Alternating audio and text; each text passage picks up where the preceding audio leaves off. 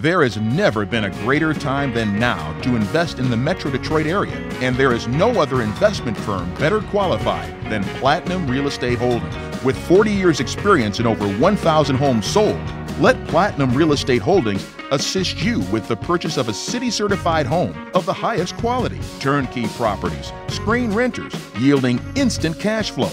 Well, what are you waiting for? Call or visit us online today. Welcome to the weekly recap for the week of September 26th. In today's recap, we'll share some incredible tips from 20 financial experts on how to save for a real estate down payment. And lastly, we will show you how to get started in real estate investing with less than $1,000.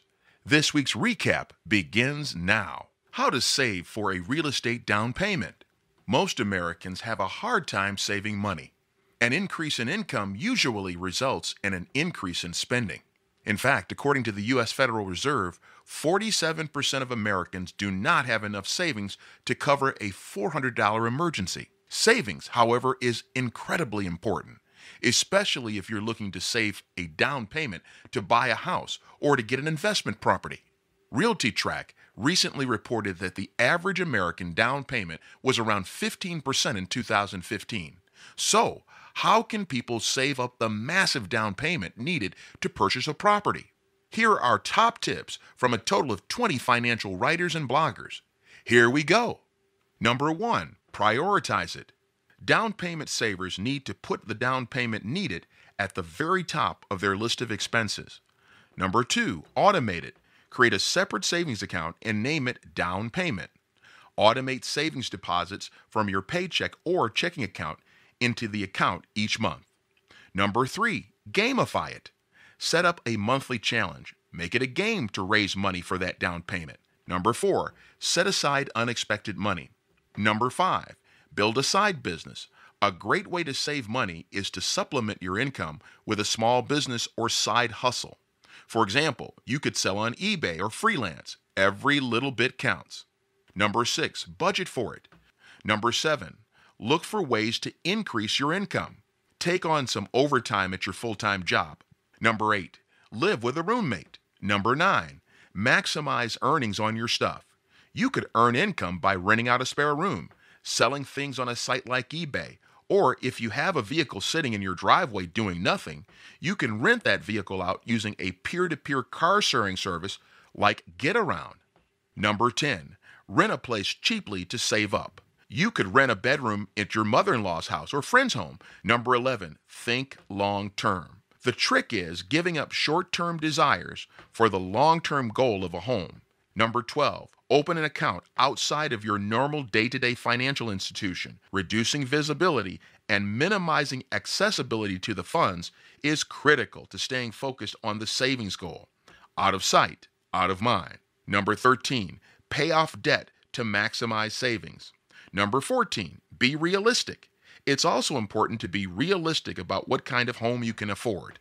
Number 15, live frugally. You'll be surprised how much money you can save just by staying in more and eating out less. Number 16, use your work raises and bonuses. Number 17, use partners for investment properties. You find the good deal. They put up the cash and all share the profits. Number 18, stay focused. Question each purchase as to whether or not you really need it. Number 19, look beyond the down payment.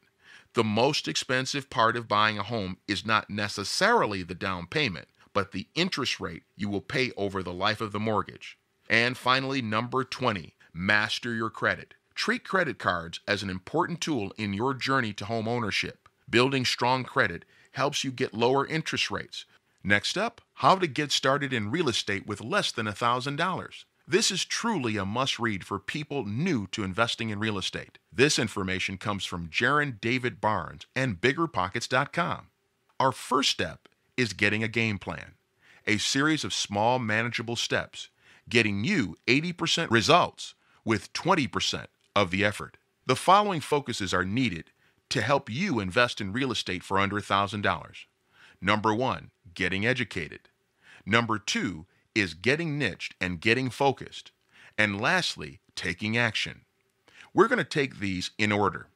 First, let's talk about getting educated. The single most important component that will get you the benefits of the 80-20 principle in your investing pursuits is knowledge.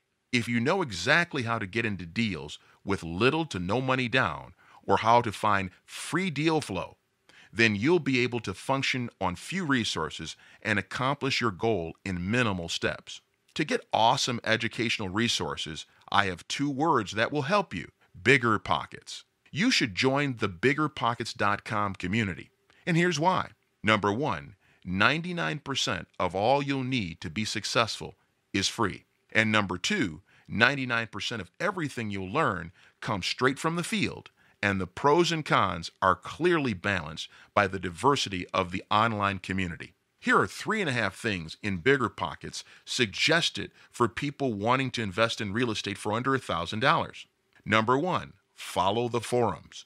Number 2, read all the free stuff, including reading 2 books that cost $50, called The Book on Flipping Houses and The Book on Estimating Rehab Costs, both by Jay Scott, and that's the half. And lastly, listen to the podcast.